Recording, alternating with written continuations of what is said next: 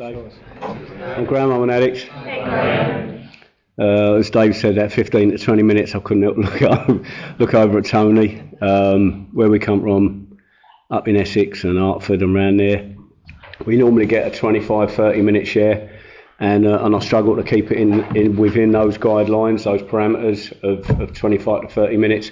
Generally, I'll start off a little bit like this, and my voice is trembling a little bit. And then as I begin to forget myself, and I start thinking about the programme and what it's done to me, and etc., get a bit real, I'll get excited, I'll get passionate and enthusiastic about this programme. So up until a few minutes ago, I was out there laughing and joking and smiling confidently, and then Martin come up and said, we ain't got a chair tonight, will you step in? And my bollocks hit the floor and my arsehole went, and I thought, oh shit. It says in the big book, like, some of us had great self-confidence, and when we were cocky, it was worse. It's like, if I come up here and try to be cocky and confident, like, nothing I say is going to come out right. You know, because the truth of it is, I'm actually sitting here now and I'm really nervous.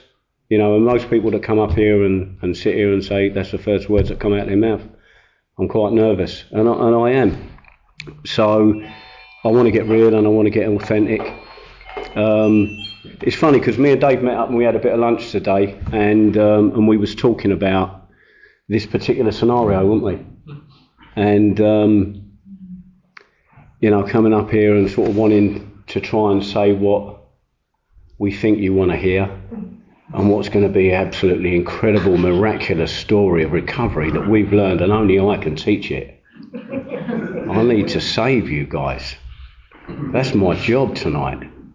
I've got to cure you all, you know. And the truth of it is, well, one, I can't even cure myself, and two, I've been in and around long enough to actually know that people come to me for advice about different things, about relationship, life and finances and whatever, and I can't even manage my own. And that's the truth of it. You know, I don't know where this is going, so it's just coming out as it's coming out. You know, I've been around a little while, and even now it still amazes me how immature and petulant and childish I can still be when I feel hurt, threatened or injured. You know, that is the truth of it. You know, I am still working my programme and writing page of inventory when I need to get the truth, to identify why it is I feel hurt, threatened or injured, and I'll throw my toys out the pram. I still do that, and I still have to write about it, and I will still belligerently hang on to that self-righteous indignation of how dare you.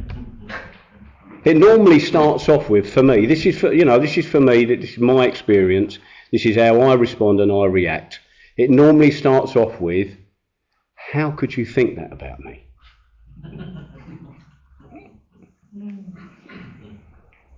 And I feel it, I feel the pain of that. How could you think, you know, that in sort of indignance about my own ideas and my own moral principles and how I think I live my life right, and then you question, judge or criticise that, and my first thought is, how could you think that about me? But it very, very quickly turns to, how dare you think that about me? You know, and then I'm stuck, you know, I'm stuck in that resentment. You know, and only recently I gave myself the pleasure of enjoying, from one evening, sitting in resentment, squandering the hours that could have been spent more worthwhile, going to bed, waking up in the middle of the night, still thinking about it, having a conversation with someone that didn't even exist, like the conversation didn't exist, the person did. I just made it up, I played both parts. Played both parts in the conversation. I said this and she said that, and then when she said that, how could she think that of me, about me? Well, I don't know, because she didn't say it, I did. And so I gave myself the pleasure of staying awake until about 5 o'clock in the morning, and I had to get up at 5:15 to go to work. And then I've done all my own awakenings and stuff, and still didn't feel any better, and drove to work really trying to just stay centred you know, giving myself the advice that I've given loads of people over the years and stuff like that about being present and letting go, welcome, all of that stuff, and getting to work and feeling like absolute shit. And I was really, really lucky on that day that actually we were so busy, right, that, you know, life, God, the universe, whatever it is, just put events and situations in my path that allowed me to stay present. And I'm really lucky that, you know, that I do a job 3 days a week where actually I can practice the principles of this program and the altruistic nature of this program in my job helping others. It's a gift. It's an absolute blessing. And I didn't know it was coming. Right? You know, I was an overconfident, unconfident, frightened, successful, sometimes unsuccessful photocopier salesman that used to be in the meat trade, and I'm now working in the prison helping other addicts recover. How the fuck did that happen? Because that wasn't my plan. That wasn't my plan. I came into recovery at the age of 47, and I had a whole world, a whole set of beliefs, ideas and convictions about myself. And I remember going to my first meetings, right, and Tony will remember, and I used to sit in those meetings and I used to share frequently, right, I am a dog of a man. I am a dog of a man. That's how I felt about myself, right? And how could I not believe that? Because all the evidence was around me, right? Because as a result, you know, of my using, the way that I treated and behaved towards my children and my wife at the time, how could I think anything else but? And that destroyed me. You know, I could not understand how a man such as me, who had such high moral principles and values, right, that had worked his arse off for 25 years, trying to be a good dad, husband, son and brother, right, was stealing off of the people that I loved the best and the most. I remember going through the big book with my sponsor, and I remember that bit where it says, I stole from my wife's purse when the morning madness was upon me, and I cried my eyes out. I absolutely sobbed my heart out with shame. I stole from my parents, I stole from my children's savings, I stole from my wife's purse, I stole from my business partner who was like a brother to me for 13 years. I was full of shame. I remember being at work. We had a nice little business. It was going okay. It was tough sometimes. It was good sometimes. It was mainly tough. We never gave up. I used to do the wages. We used to take a lot of cash. We had 18 staff.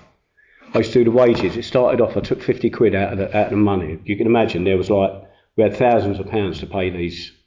I used to do all their wage packets every week. I used to take 50 quid out. 50 quid was 100 quid. And then 100 quid was like 300 quid. And then I was like nicking a monkey out of it. You know, I've done all the stuff that, that you've all done. And I felt like a dog of a man. I couldn't understand it. You know, I used to do mad things, you know, like I never normally talk about my using and stuff like that, but I used to start work at 3 in the morning, finish work at 3 in the afternoon. I used to go home, try and go to bed, get up at 2 o'clock in the morning, go back to work again. I didn't know when my using started or stopped. I didn't know.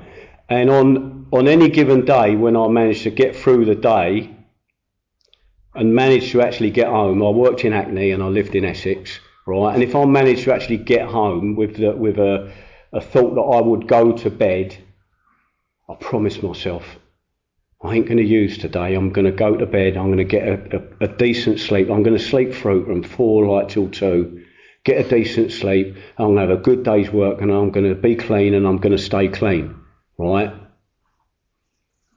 And I'd go to bed and the sense of agitation that was in me. Oh, God, I must use. I would get out of bed, and my wife would come home from work, and I'd start a tear up, and I'd go, do you know what? Fuck this, right? And I'd cause a tear up, and I'd get in my van, I'd go over the garage just round the corner, right? I'd pick up a 6-pack of cronies, right? I'd pick up some gear on the way in to Hackney, and I'd get into work at 9 o'clock at night, and I'd be right the way through, right, until 3 o'clock in the morning when the staff, so my partner used to come in, right? And I would do this for days and days and days on end, right, not eating, right? I'd be in my meat overalls, I'd be so shattered, right? You know what I'll tell you what I was like. I don't know if any of you remember those things that you used to get outside car showrooms, you know, like the blow-up men, like the big fan, and they're like that, right? I'd be like that. I'd be all over the place. I'd be jumping in and out of lorries, in meat out the lorries and stuff like that. As the gear wore off, I'd just start like taking the air out. Unplugged it, right? And I'd be like that. Right, and I ain't ate nothing. So I used to walk round into Kingsland High Road and go into the Turkish convenience store, and I'd go in there and I'd buy a big Swiss roll, right, and a carton of custard and have that for breakfast, and I'd be gorging it down because my energy was gone. And I get that down me, and then I go, right, I ain't using today, it's like 9 o'clock, I ain't using.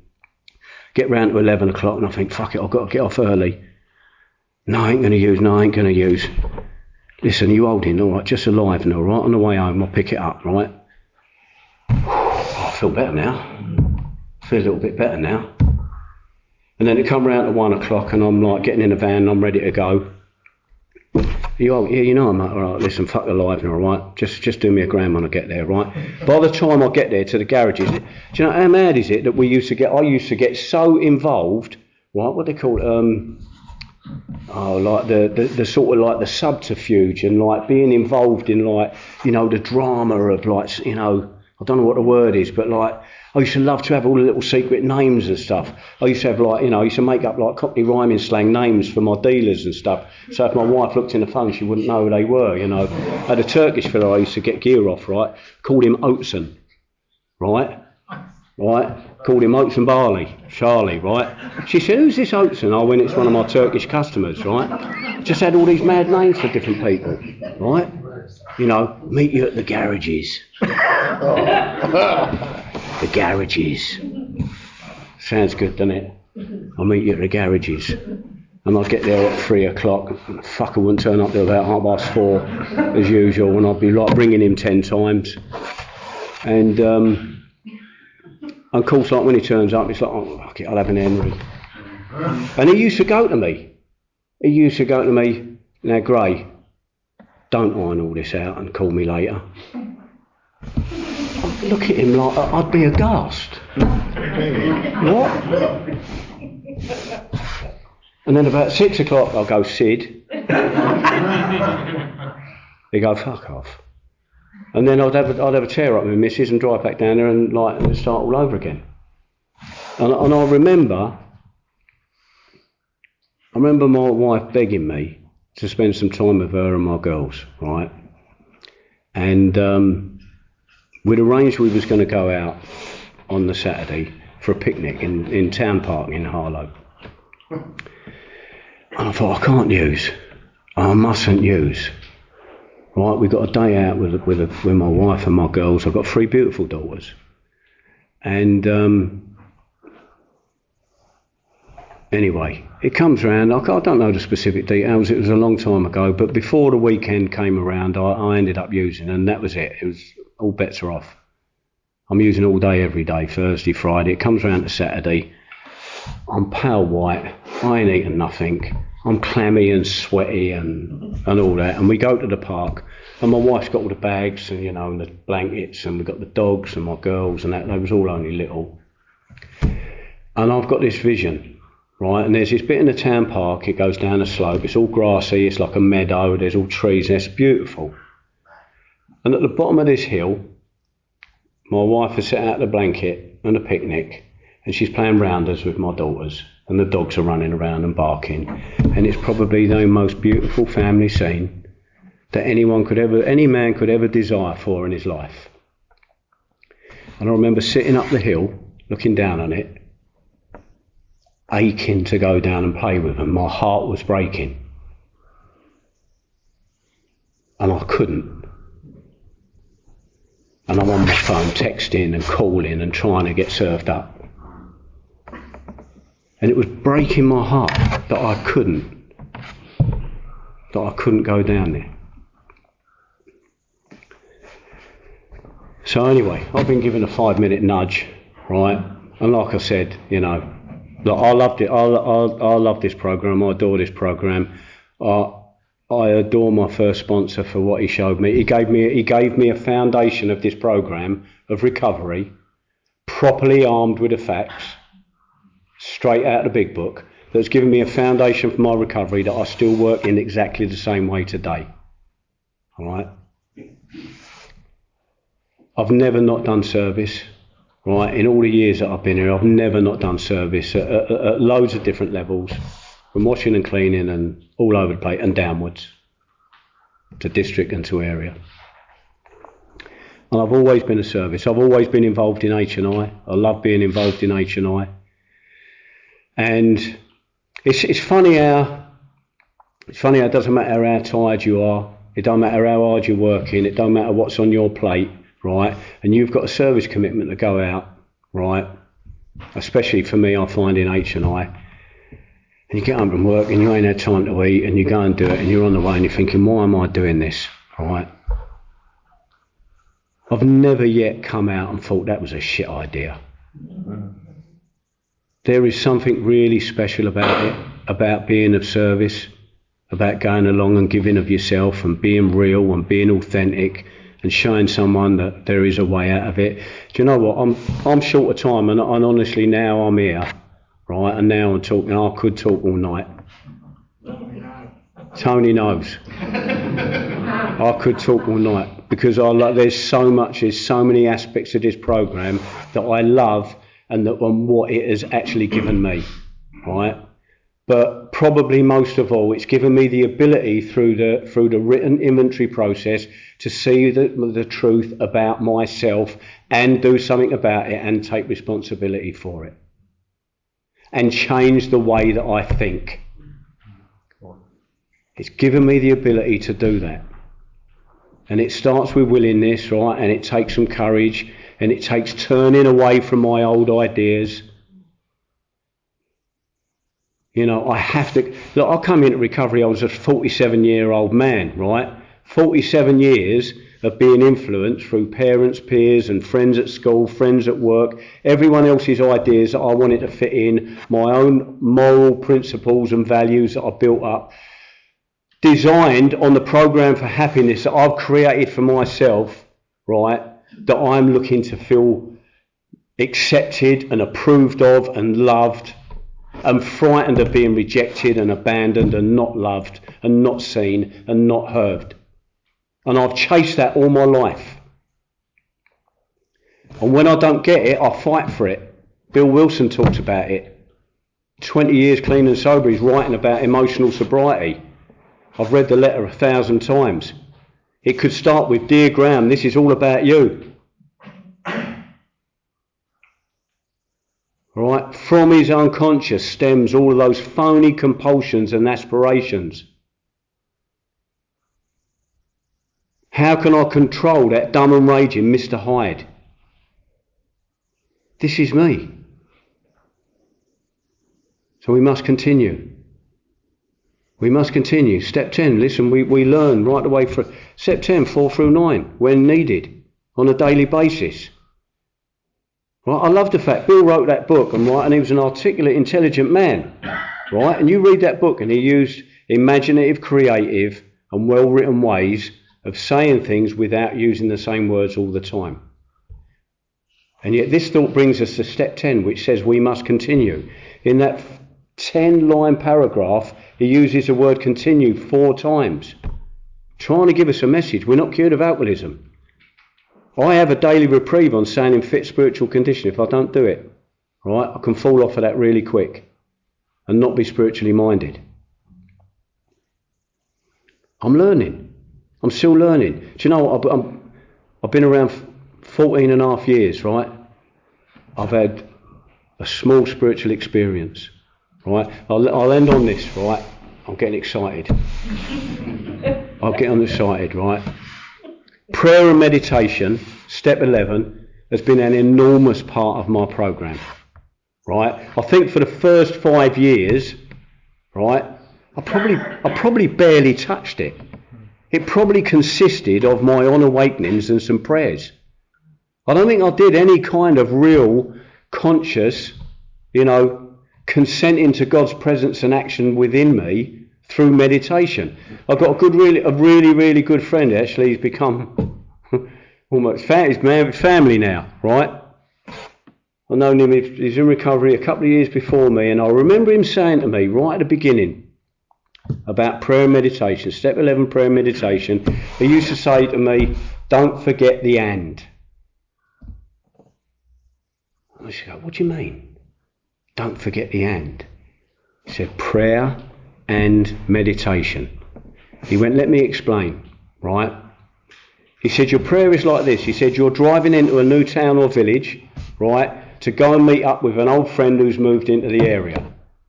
And your sat-nav ain't working and you ain't got your phone and there's no signal and you've got no Google Maps. So you're going to go old school and pull up on the side of the road and ask someone for directions.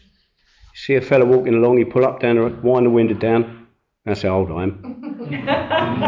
You wind the window down, right? That's what we used to do. At an A to Z, or we ask someone. You lean over, you go, excuse mate, I'm looking for Let's Be Having You. Right?